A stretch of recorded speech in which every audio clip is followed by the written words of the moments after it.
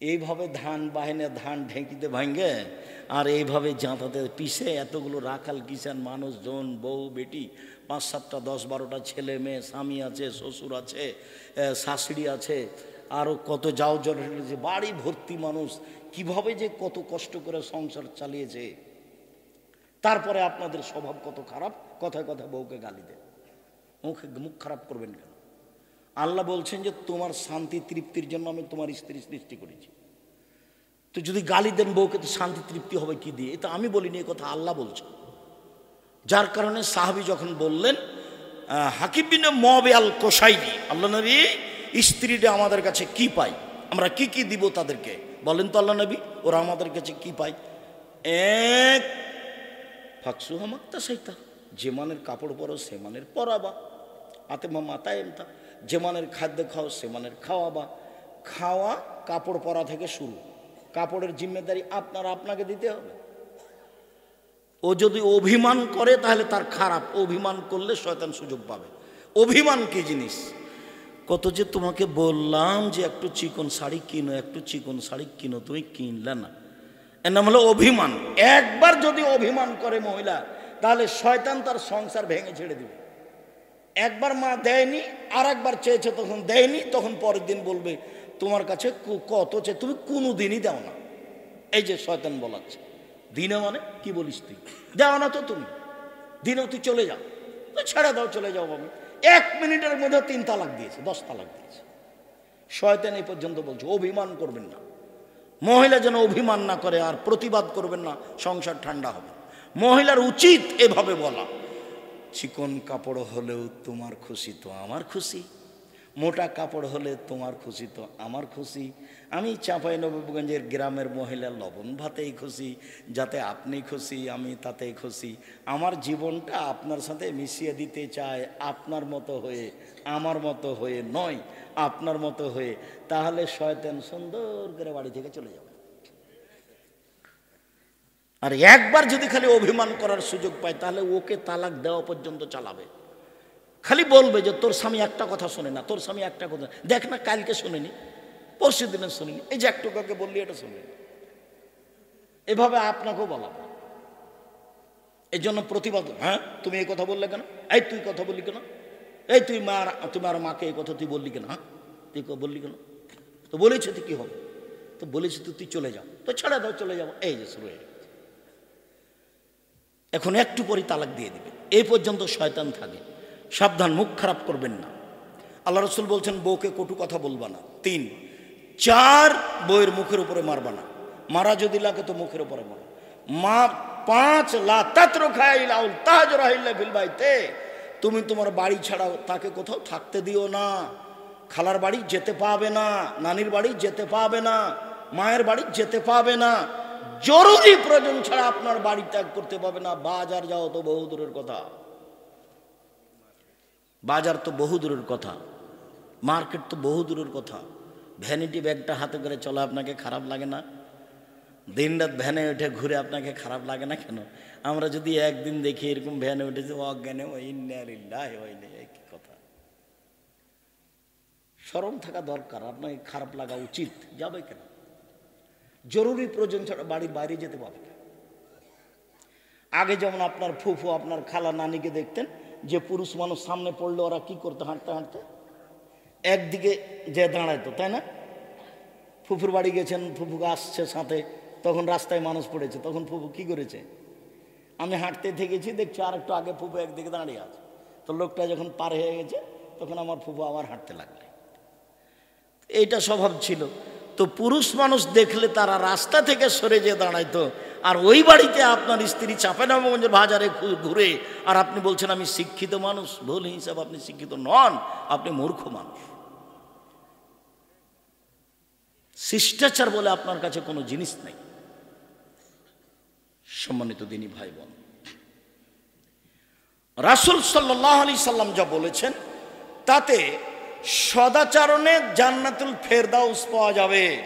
আগের হাদিস ছিল সবচেয়ে দামি জান্নাত, এবার হলো জান্নাতুল ফেরদাউস। দেখেন, এক খেলে চেয়ে থাকবেন, কথার 19 বিষয় নেই জানো।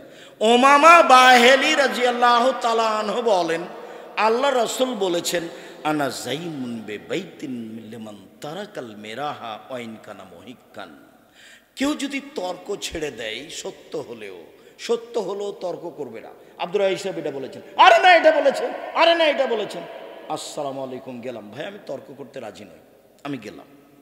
যে তর্ক ছেড়ে দেয়, আমি মুহাম্মদ সাল্লাল্লাহু আলাইহি সাল্লাম তাকে জান্নাতে একটা ঘর নিয়ে দেব। সত্য তর্ক হলেও করতে পাবে না। বাইতিন ফি রাবাদিল জান্নাহ লিমান তারাকাল কিযবা ওয়াইন কানা মাযহা। কেউ যদি মজাক করে হলেও মিথ্যে না বলে, মিথ্যে ছেড়ে দেয়, মজাক করে বলবে না, তৎ করে তো বলবে না, বলবেই না, মিথ্যে সাক্ষী তো দিবে না, দিবেই না। মজাক করে যদি মিথ্যে না বলে, আমি মুহাম্মদ সাল্লাল্লাহু আলাইহি সাল্লাম তাকে জান্নাতে একটা ঘর নিয়ে দিব।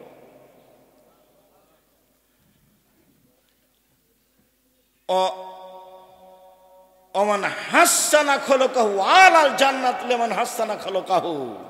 আর আমি সবচেয়ে মাঝামাঝিতে উঁচু জান্নাত, জান্নাতুল ফেরদাউস নিয়ে দেব, যে তার চাল চলনকে ভালো করলো।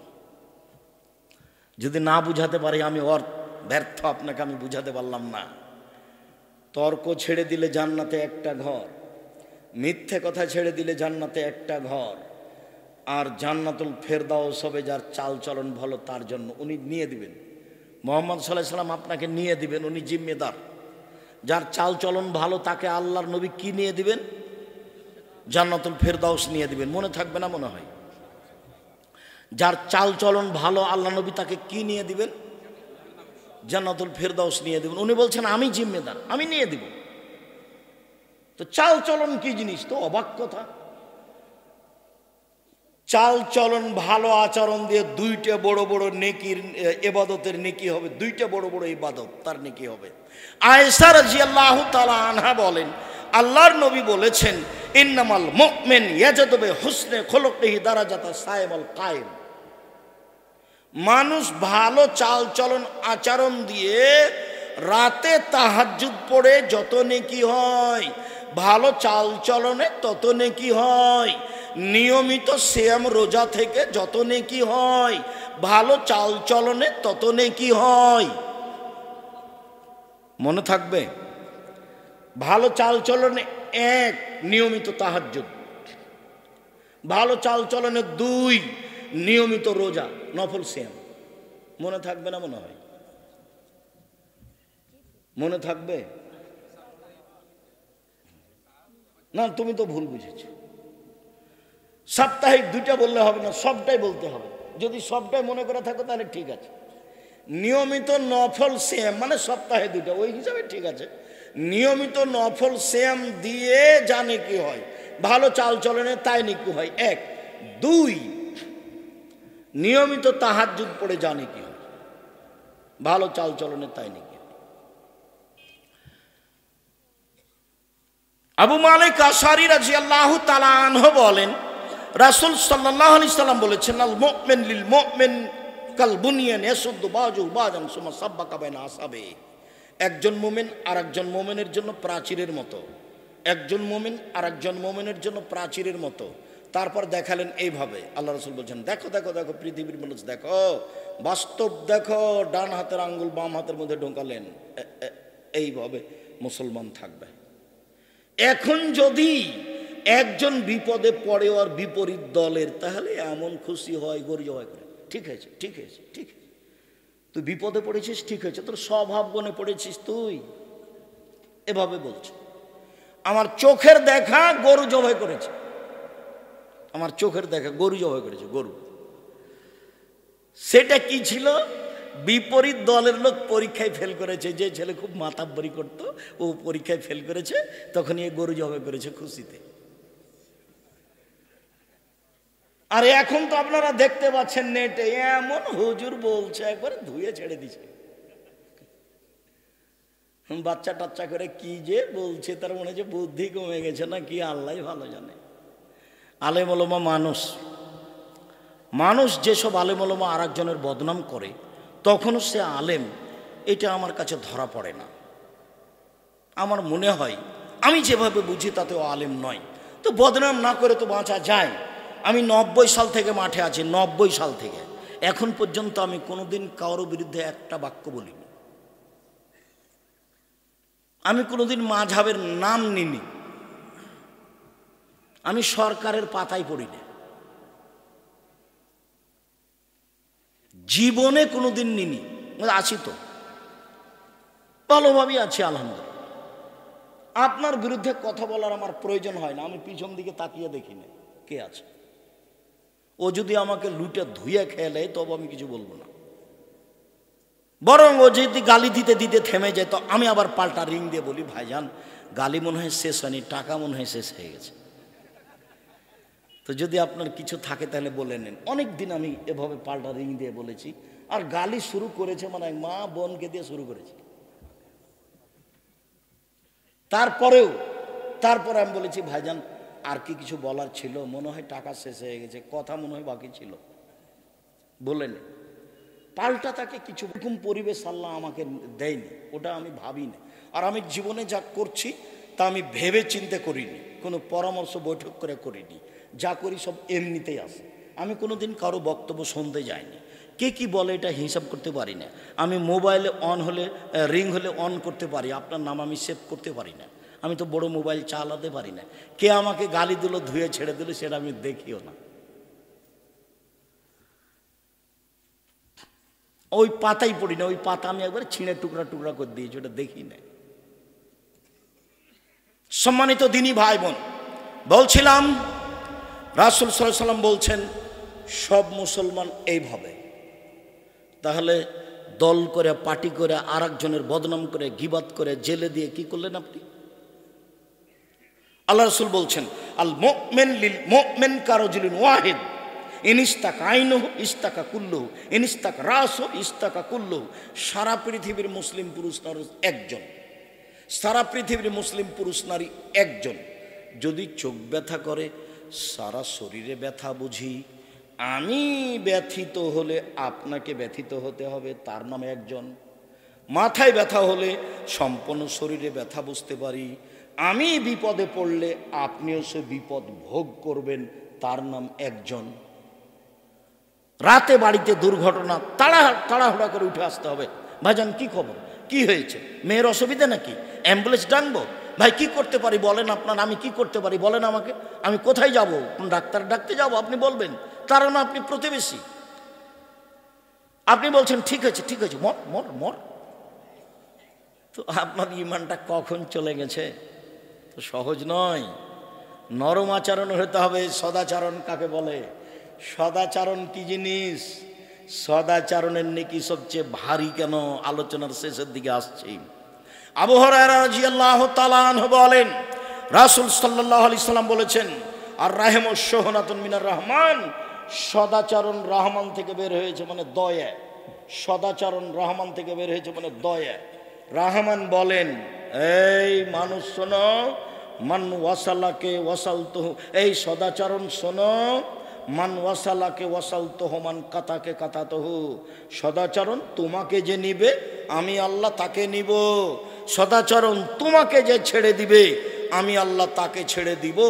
সদাচরণ নেই যার আল্লাহ নেই তার, সদাচরণ আছে যার আল্লাহ আছে তার। সদাচরণ নেই যার আল্লাহ নেই তারও কিভাবে খেতে পায়? হিন্দু যেভাবে পায়, কিভাবে বাঁচে ইহুদি যেভাবে বাঁচে, কিভাবে দাপট দেখায় খ্রিস্টান যেভাবে দেখায়।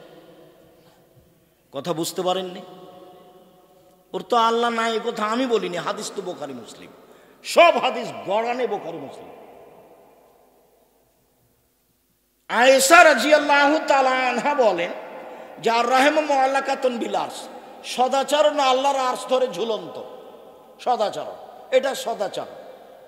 এই সদাচরণ চালচলন বলছে এভাবে, আমি সদাচরণ বলছি পৃথিবীর মানুষ শোনো, মান ওয়াসালানি ওয়াসালাহুল্লাহ, যে আমাকে নিবে আল্লাহ তাকে নিবে, অমান কাতানি কাতাহুল্লাহ, যে আমাকে ছেড়ে দিবে আল্লাহ তাকে ছেড়ে দিবে। হাদিস তো বোখারি মুসলিম। জায়ের সাথে ঝগড়া করে হবে, ননদের সাথে ঝগড়া করে হবে তো বিষ্ণু মুখিয়া থাকেন কেন? কেন থাকবেন? মুখখান খুলে থাকতে পারেন, আনন্দে থাকতে পারেন। সারাদিনে 100 বার বলবেন শাশুড়িকে আম্মা, আম্মা কি বলছেন, কি বলেন? শাশুড়ি খালি গালি দিচ্ছে, তোর মুখ দেখতে চায় না, সর এখান থেকে সর। তারপর আপনি এসে বলবেন আম্মা কিছু বলছিলেন, আম্মা কি লাগবে, হাজারবার আম্মা বলেন, তাতে কি আছে? আর শাশুড়ির উচিত আম্মু খালেদা এটা করো। আমি যখন বারবার আম্মু বলেছি তখন আমার মা বলছে, আমার মা মারা গেছেন, আল্লাহুম্মা গফিরলাহু হারাম, আমার মা বলছেন তুই যেভাবে বলছিস বউয়েরা বেড়ে যাবে।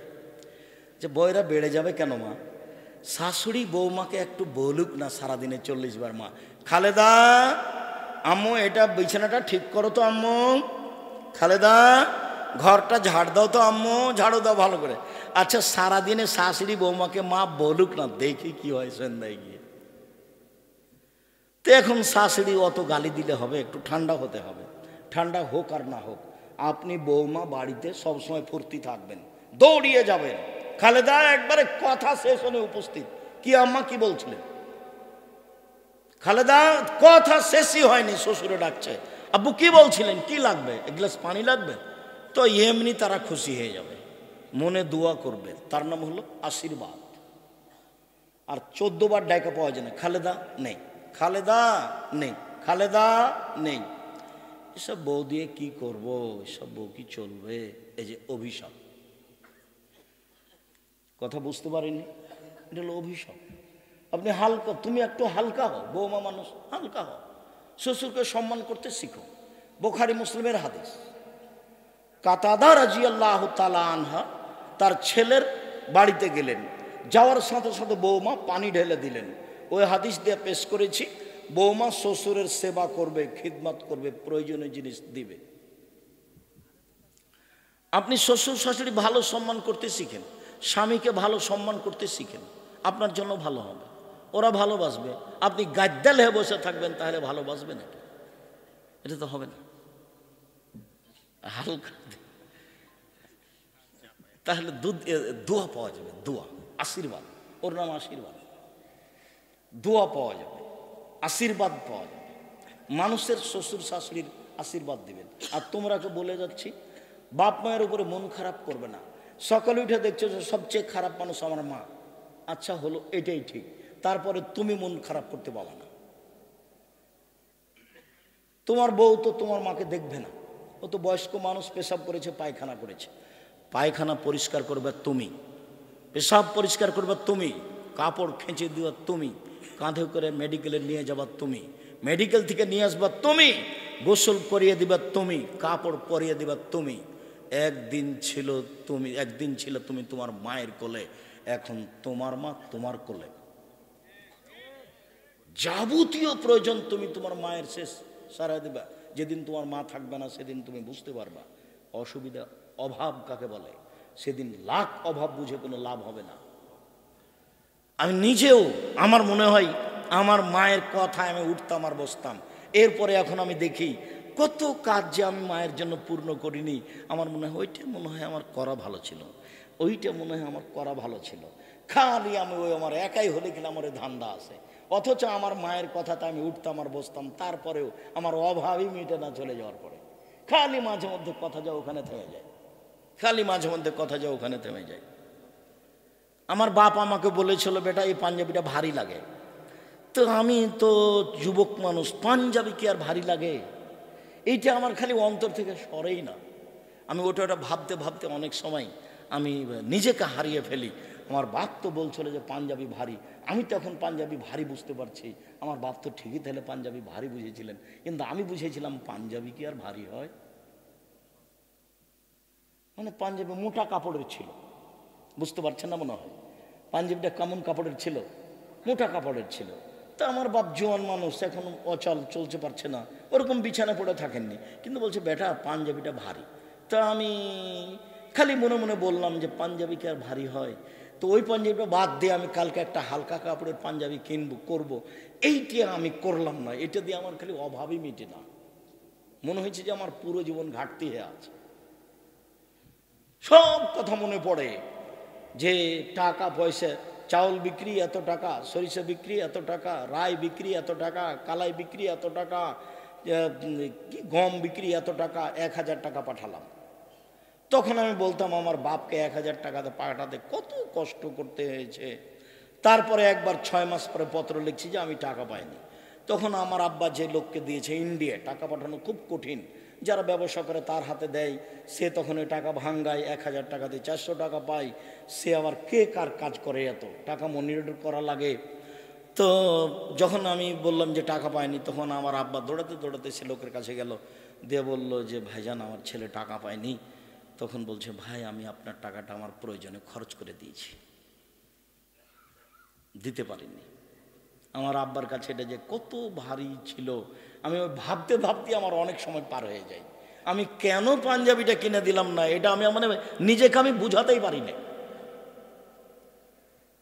আমি উত্তরে বলেছিলাম যে আব্বা ভারী লাগছে, আর মনে মনে বলেছিলাম যে পাঞ্জাবি কি ভারী হয়। সেই কথাটা আমার অন্তরে ধাক্কা খায়। ওই কথাটা এখন আমি যেখানে সেখানে বলি, নিজে বলি, পাঞ্জাবি কি ভারী হয়। আর সেটা ছিল মনের কথা। সম্মানিত দিনী ভাই বোন, চালচলন ভালো করেন, মায়ের সাথে করেন, বাপের সাথে করেন। সদাচরণের সবচেয়ে বড় মালিক মা, ভালো আচরণের মালিককে দুনিয়াতে সবচেয়ে বড় মা, তারপরে মা, তারপরে ভাই। চাঁপাইনবাবগঞ্জের ভাষাতে ভাই ভাই ঠাঁই ঠাঁই, সব জমি জায়গা ভাগ করে নিবে, 1 পয়সা আপনাকে দিবে না, কম বেশি মারামারি লাগিয়ে দিবে, মামলা করে জমি ভাগ করবে।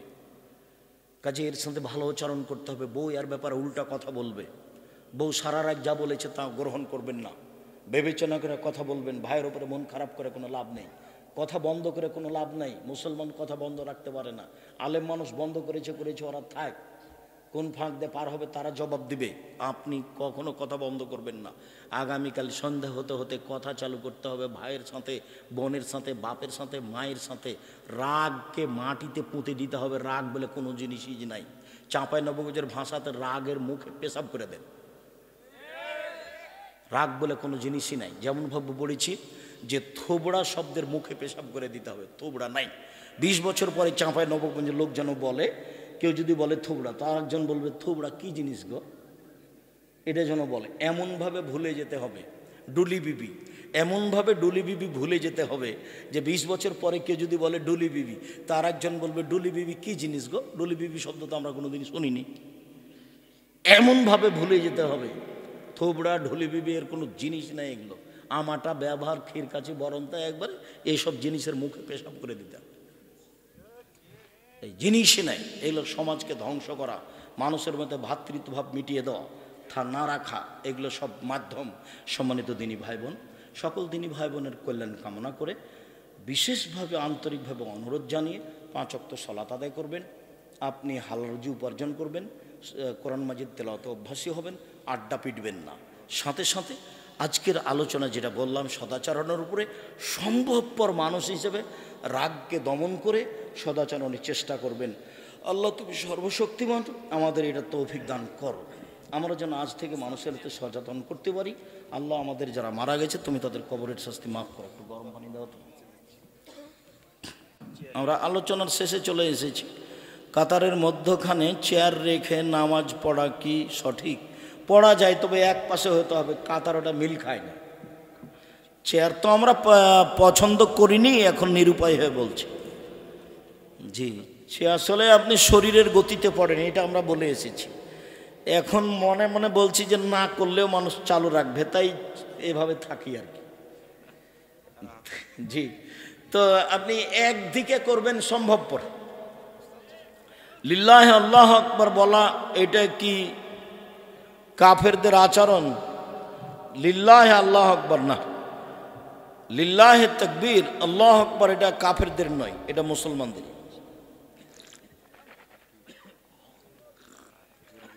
এটা নিয়ে একটু